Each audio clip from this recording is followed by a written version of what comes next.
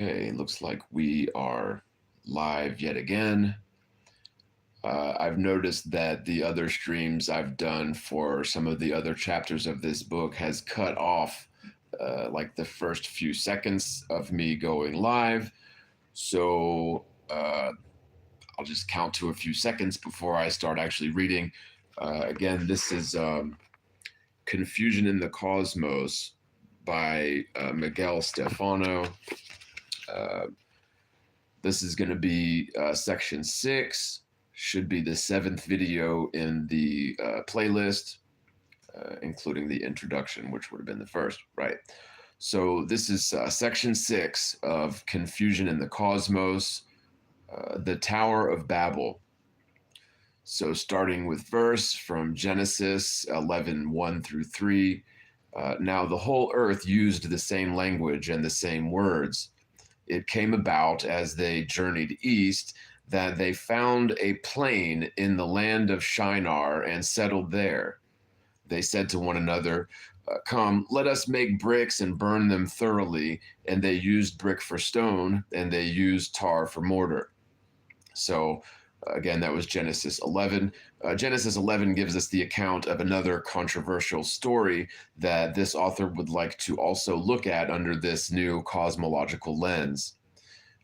He mentioned in the introduction that through this awakening process, at some point, you would see the world with new eyes, as well as read the scriptures with an increased understanding and an elevated discernment. Now that we are almost a third of the way through this study, I want to test this by looking at the Tower of Babel event. Just like the flood account that we looked at earlier, this author is asking you to picture this in your mind and to use your critical thinking. Reading this story through the canonized biblical account alone leaves much to the imagination. But as we look at the extra biblical books and read through their accounts, we find they can corroborate the biblical account, but they also build upon the Bible account in greater detail. So for this part, we'll look at Genesis 11 along with the Babel account from the book of Jasher. And again, this is not meant to be a deep or complete study of the Tower of Babel, but a view through the lens of cosmology. So Genesis 11:4, they said, Come, let us build for ourselves a city and a tower whose top will reach into heaven. And let us make for ourselves a name, otherwise we will be scattered abroad over the face of the whole earth. This leaves the reader with more questions than answers as to the whole context of the event. But by looking at Jasher 9, it adds much more to the above context. Jasher 9:21, and all princes of Nimrod and his great men took counsel together. Phut, Mitzrayim, Cush, and Canaan with their families, and they said to each other, Come, let us build ourselves a city, and in it a strong tower, and its top reaching heaven, and we will make ourselves famed, so that we may reign upon the whole world, in order that the evil of our enemies may cease from us, that we may reign mightily over them, and that we may not become scattered over the earth on account of their wars. Again, that was Jasher 9:21. So there you see Jasher's account does corroborate as well as build upon the Genesis account. Let's see what else it says. Jasher 9:25 through 26. And the building of the tower was unto them a transgression and a sin, and they began to build it. And while they were building against the Lord God of heaven, they imagined in their hearts to war against him and to ascend into heaven. And all these people and the families divided themselves in 3 parts. The first said, We will ascend into heaven and fight against him. The second said, We will ascend into heaven and place our own small g gods there and serve them.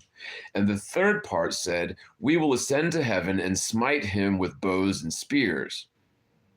And the Most High knew all their works and their evil thoughts, and he saw the city and the tower which they were building. So again, that was Jasher 9:25. So this story under the spinning globe model makes little, if any, sense at all. But under the three-tiered model with the firmament dome that we've been discussing, suddenly this story starts making much more sense. The tower was about height, and they wanted to build it tall enough to either break through the firmament or get through a portal within it to ascend into the third heaven and make war upon God. But if this is true, shouldn't there be examples of making war or further provocation? So then we go to Jasher 9:29. And the Lord knew their thoughts, and it came to pass when they were building, they cast the arrows towards the heavens, and all the arrows fell upon them filled with blood. And when they saw them, they said to each other, Surely we have slain all those that were in heaven. For this was from the Lord in order to cause them to err, and in order to destroy them from off the face of the ground. And they built the tower and the city, and they did this thing daily until many days and years were elapsed.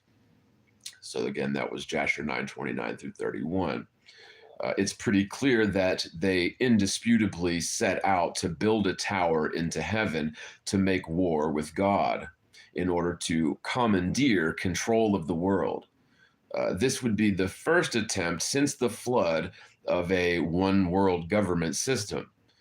It's also clear that the Most High allowed them to make their attempt until they built it high enough, possibly not far from their goal, before he finally put an end to their attempt at heavenly usurpation.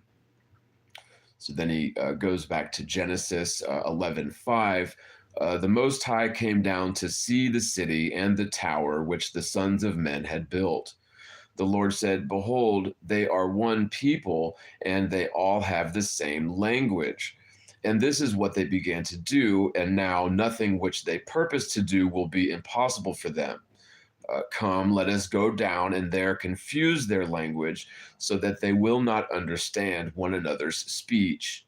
So the Most High scattered them abroad from there over the face of the whole earth, and they stopped building the city. Again, that was Genesis 11:5, 8. The Genesis narrative doesn't give us enough detail to understand the whole picture as much as we would like, and leaves us with several questions. Who was God talking to when he said, Come, let us go down there and confuse their language? Could Jasher be able to shed more light on this? So Jasher 9:32 through 36. And God said to the 70 angels who stood foremost before him, to those who were near to him, saying, Come, let us descend and confuse their tongues, that one man shall not understand the language of his neighbor. And they did so unto them. And from that day following, they forgot each man his neighbor's tongue, and they could not understand to speak in one tongue. And when the builder took from the hands of his neighbor lime or stone, which he did not order, the builder would cast it away and throw it upon his neighbor, that he would die. And they did so many days, and they killed many of them in this manner. The Lord smote the three divisions that were there, and he punished them according to their works and their designs. Those who said, We will ascend to heaven and serve our small g gods, became like apes and elephants. And those who said, We will smite the heavens with arrows, the Lord killed them, one man through the hand of his neighbor. And the third division of those who said, We will ascend to heaven and fight against him, the Lord scattered them throughout the earth.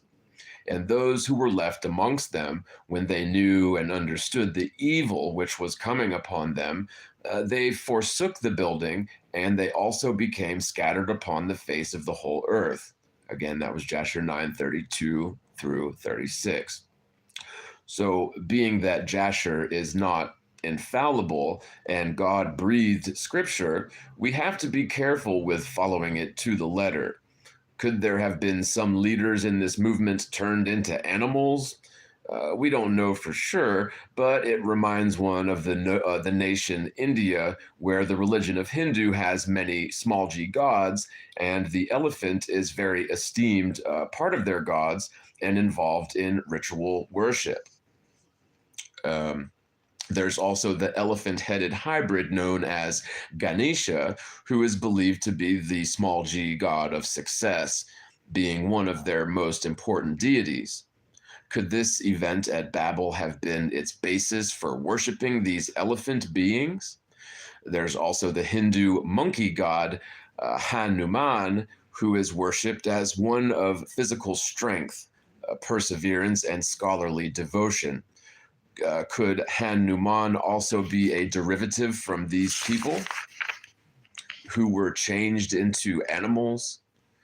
This isn't mentioned in the Bible, so there's not specific confirmation, but at the same time, we cannot necessarily rule this out and could possibly be the basis for the worship of these animals as gods.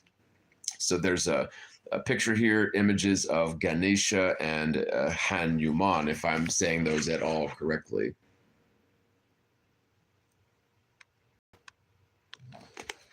All right.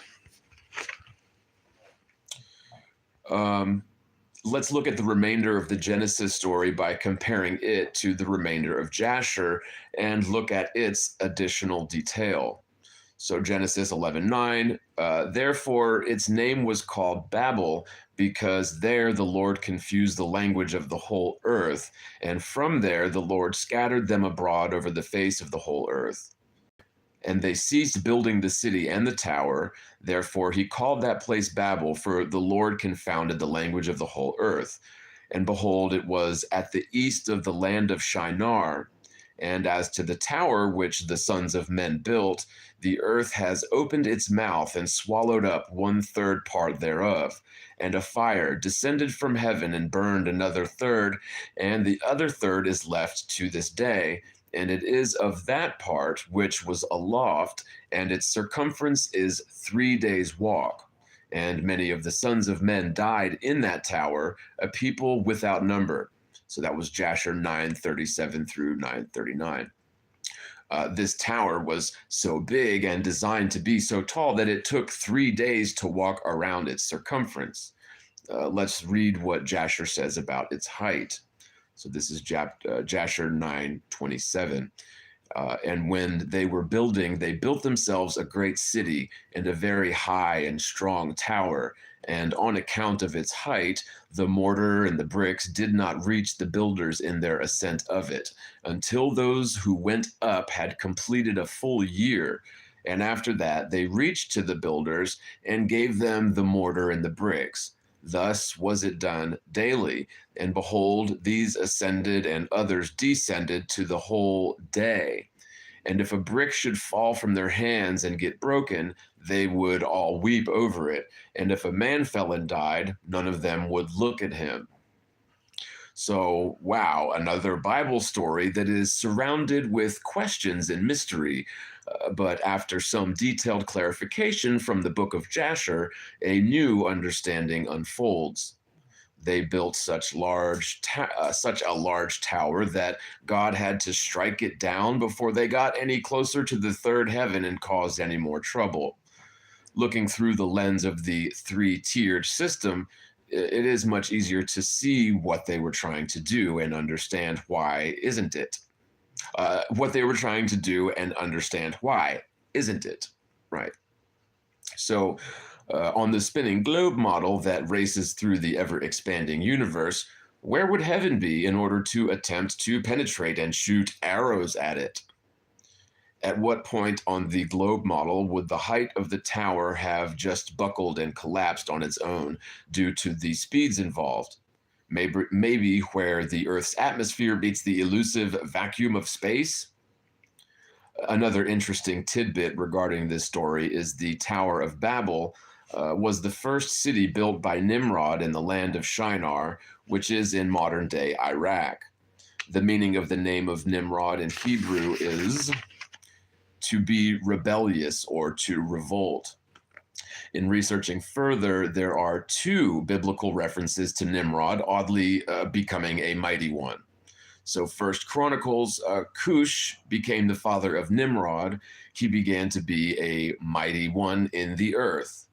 And then Genesis 10:8, now Cush became the father of Nimrod. He became a mighty one on the earth. He was a mighty hunter before the Lord. Therefore, it is said, like Nimrod, a mighty hunter before the Lord. Right. So Strong's Concordance translates this use of quote unquote mighty one to number 1368 being Gibauer or Gibber, for short meaning strong and mighty, mighty man, or even giant, as in Gibborim. The use of this word began is Strong's number 2490, being shalal in Hebrew, which means to pollute, defile, profane, desecrate, or begin. These terms are further explained by being through a ritual or a sexual act. For this review, this author is not going to take this any further other than pointing out that some very strange ritual act may have enabled Nimrod to become a version of a giant, thusly fulfilling his rebellious namesake thereafter. It was around this time that giants started showing up in populations on the earth again. In Genesis 10:9, it mentions twice that Nimrod was a mighty hunter before the Lord. This may come off as a positive thing, but that was not the case at all. It actually means in opposition to, and even indicates that he was provoking the Lord right before him by his hunting. Some believe this was the hunting of human souls in the form of a blatant sacrifice. So Genesis 6:4, the Nephilim or Gibborim were on the earth in those days and also afterward, when the sons of God came into the daughters of men and they bore children to them. Those were the mighty men who were of old, men of renown. So, following the event of being scattered and confusing the tongues, Nimrod built many other cities after Babel. There was Erech, Akkad, and Calneh in the land of Shinar. And then he proceeded to build Nineveh, Rehoboth, Calah, and Resen.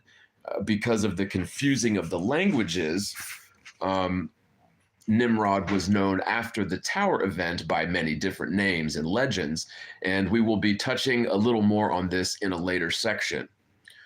The final component that I want to point out with this story will lie solely in Genesis.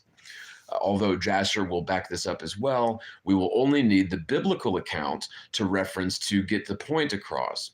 I hope that some of you sharper seeing readers were already onto this earlier, because this is what this author wanted to test on you. So here it is. Genesis 11:4, they said, "Come, let us build for ourselves a city and a tower whose top will reach into heaven, and let us make for ourselves a name, otherwise we will be scattered abroad over the face of the whole earth."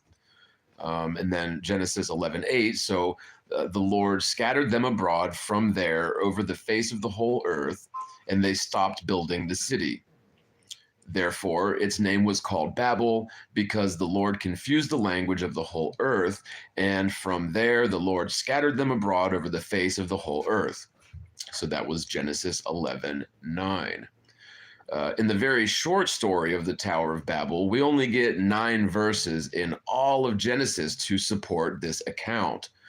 But within these 9 short verses, we get 3 references to being scattered abroad the face of the whole earth. Since you've been thinking critically through this study and visualizing this within a 3-tiered cosmology, it won't be a stretch for you to see this. Depending on the translation, you should be able to find over 40 references to the phrase face of the earth. This is referenced all throughout the Bible, as well as face of the waters, but there are 0 references to the head or skull of the earth, as it would have to be an accurate metaphor if the earth were spherical. One could easily accept these phrases as literal, and people do, but again, even when the Bible speaks in metaphors, this author believes the metaphor is always a parallel that is true. There is a face on a coin and a face on a clock, but there is no face on a basketball or on a globe. Indeed. Imagine someone either in a pool or in a lake, lying in the water, trying to maintain positive buoyancy at the surface. But by doing this with breathing in and out, their face may fall below the water's surface and then rise above it again. Picture a face partially coming out of the water with their head still under. What you will see is a nose, cheeks, forehead, and a chin protruding out of the water level, sticking out, being surrounded by our level oceans. Wait, I skipped a line. So a chin protruding out from the level water, mimicking our land masses with hills, mountains, and valleys, sticking out, being surrounded by our level oceans. It is this author's belief that this is just one more little reference throughout the Bible that further upholds true cosmology by reinforcing our literal face of the earth. And there's an illustration here, so let me see if I can get that in there. So there's that, like, face of the earth analogy described, and then on a globe. Right. So I think that does it for, yeah, so that was section 6, you guys. Thanks so much for hanging out with me while I get this recorded. Again, this was Confusion in the Cosmos by Miguel Stephano. And this has been John the Morgile. Thanks, one love, you guys, and I will see you real soon in the next one. Take care.